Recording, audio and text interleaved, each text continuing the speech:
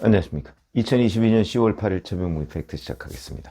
오늘이 8일인데 어제 그저께죠. 국회 국방위원회 국정감사에서 민주당 이재명 대표가 문제 제기를 했던 일본 자유대와의 공동훈련, 이 후폭풍이 계속되고 있습니다. 왜 그러냐면 이재명 대표가 얘기했던 여러 가지의 논리, 그것이 결국은 이 국방이나 아니면 그 일종의 국제협력 뭐 이런 부분을 그냥 친일이냐 반일이냐 뭐 약간 이런 이분법적 개념으로 보고 있는 것 아닌가. 이 시각이 잘못됐고, 그 다음에 과거에도 우리나라에 그런 사례들이 굉장히 많았는데, 그렇다면 이재명 대표는 그런 것들을 다 부인하는 것이냐, 이런 반격에 직면해 있습니다.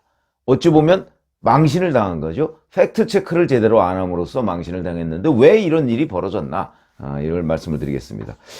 6일 국방위 국정감사에서 이렇게 얘기했습니다. 한국과 미국과 일본이 동해상에서 합동군사훈련을 한 거에 대해서 문제를 지적한 겁니다. 일본 자위대와 특히 독도 근해에서 합동훈련을 하게 되면 자위대를 정식 일본 군대로 인정하는 것 아니냐, 그러면서 친일 행위다, 이렇게 얘기를 했고요. 남해에서 일본 근해에서 하면 되는데 왜 독도 근처에서 했나, 뭐 하여튼 이런 요지로 이제 김승겸 합참의장을 몰아세웠는데, 그러면서 지난 훈련은 남해에서 했다, 이렇게 얘기를 했습니다. 자, 우선 첫 번째, 일본 해상자위대가 일본 군대냐? 아닙니다. 일본의 국토방위, 국토가 침탈당하는 것을 일본이 그걸 막기 위한 그냥 자위대, 그거에 불과한 거지 정식 일본 군대가 아닙니다. 기사를 찾아보면, 그러니까 제가 팩트체크를 자꾸 말씀을 드리는데, 기사를 찾아보면요, 일본 자민당이 자위대에 대해서 법적 지위를 인정하는 법안을 내고 뭐 그걸 야당이 반대하고 논란이 많습니다. 그 이유가 바로 일본에서도 자위대는 일본의 정식 군대가 아니기 때문에 일본은 정식 군대를 가질 수가 없습니다. 그래서 그 아베 전 총리가 뭐 일본 헌법 개정 뭐 이런 얘기를 하는 겁니다. 그리고 일본에서도 정식 군대가 아닌데 우리가 훈련 한번 했다고 일본 자위대를 정식 군대로 인정하는 게 된다? 이거는 정말 무지한 얘기죠. 두 번째, 정식 군대로 인정하느냐 여부와 연합훈련을 하는 건 다른 겁니다. 그러면 최근에 보면 일본이 미국, 필리핀 이런 데하고 같이 필리핀 근해에서 훈련을 한 적이 있습니다. 뭐 그렇게 되면 그러면 그때 뭐 필리핀이나 일본도, 아니 필리핀이나 미국도 뭐 자위대를 정식 군대로 인정하는 게 되는 겁니까? 그냥 그 뭐 중국이나 또는 북한이나 이런 위협에 대비해서 한국, 미국, 일본, 필리핀 뭐 이런 나라들이 합동훈련을 하는 겁니다. 훈련을 해야 유사시에 대비를 할 거 아니겠습니까? 또 하나, 독도 근해를 자꾸 지적을 합니다. 근데 우선 그럼 독도 근해냐 이게? 김승겸 합참의장 얘기에 따르면 독도하고 185km 떨어졌다고 합니다. 독도의 동쪽이죠, 그러니까. 근데 일본 본토하고는 120km 떨어졌다고 합니다. 그러면 엄밀하게 얘기하면 일본 근해죠, 일본 근해. 185km와 120km는 굉장한 차이가 있죠. 근데 이걸 왜 독도에다 끌어붙여서 독도 근해라고 얘기하느냐. 이 또한 팩트체크가 잘못됐다. 물론 일각에서 독도 오른쪽으로 150km 뭐 이렇게 얘기한 적이 있습니다. 그렇더라도 독도 오른쪽으로 150km, 일본 본토에서 150km 이 정도 되는 겁니다. 그럼 중간 지점입니다.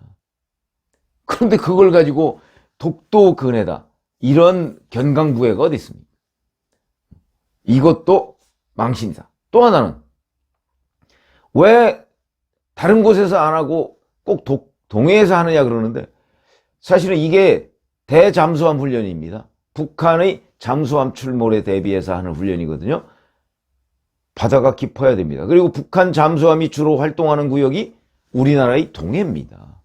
그러다 보니까 당연히 북한 잠수함이 주로 출몰하는 지역에서 방어훈련을 해야지, 그래야 현지 지형에 익숙할 거 아니겠습니까?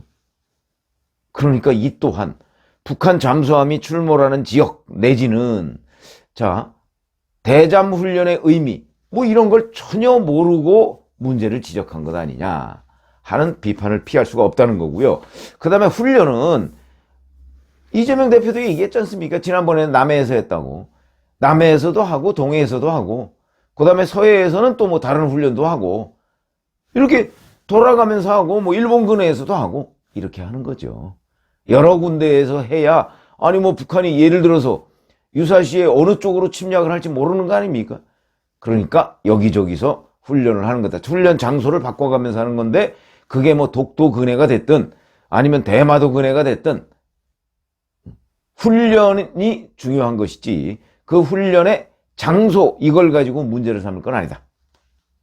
자, 이러다 보니까 이제 국민의힘의 성일종 정책위의장이 우선 이렇게 얘기했습니다. 또 하나 팩트 체크가 잘못됐다 이렇게 지적을 한 게 있는데 이번 한미일 연합훈련은요 문재인 정권 때 2017년 10월 23일이더군요. 송영무 국방부 장관과 매티스 미국 국방장관, 오노데라 일본 방위대신 이 세 사람이 필리핀 클락에서 만나서 합의한 내용에 따라서 진행하는 것이라는 거죠. 그러니까 문재인 정부 때의 한미일 합의에 따라서 진행한 훈련이라는 겁니다. 그런데 이걸 왜 어떻게 문제 삼습니까?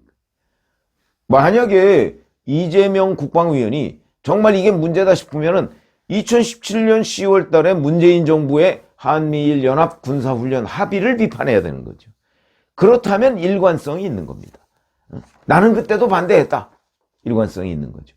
근데 이것도 잘 모르는 것 같더군요. 아마 이게 있었으면 또 이런 비난을 안 했을 수도 있는데 어찌됐든 간에 문재인 정부 때 합의한 내용에 따라서 한미일이 훈련을 했는데 그걸 가지고 친일 행위라고 얘기를 해가면서 무슨 일본 자위대를 정식 군대로 인정하는 것 아니냐 어쩌고 이렇게 얘기를 하는데 당시 합의 내용을 잠깐 보죠. 북한 핵미사일 위협에 대처하기 위하여 정보를 공유하고 그 다음에 미국 전략폭격기 등 연합훈련 비행을 포함하여서 미사일 경보 훈련과 대잠전, 대잠수함이라는 거죠. 훈련을 하기로 한다. 뭐 이런 식으로 합의를 한 거죠. 딱 그 내용을 가지고 이번에 실천을 하고 있는 겁니다. 이런 팩트 체크도 그냥 대표도 아니고 더군다나 국방위원이 안 하고 나와서 발언을 함으로써 망신을 당한 이런 거고요. 이뿐만 아니고요. 사실은 인터넷 좀 두들겨 보면 동해에 뭐 일본 자위대 군함이 와서 훈련을 했다 이런 차원이 아니고요. 일본 자위대 그 해군 군함이 아예 한국에 들어온 적이 있습니다. 그것도 제가 그냥 오늘 새벽에 잠깐 쳐봤더니 2번이 있습니다. 확인된 것만. 2016년 박근혜 정부 때죠. 이때는 5월 24일에 진해 군항에 해상자위대 구조함, 잠수함 이런 것들이 입항한 적이 있습니다.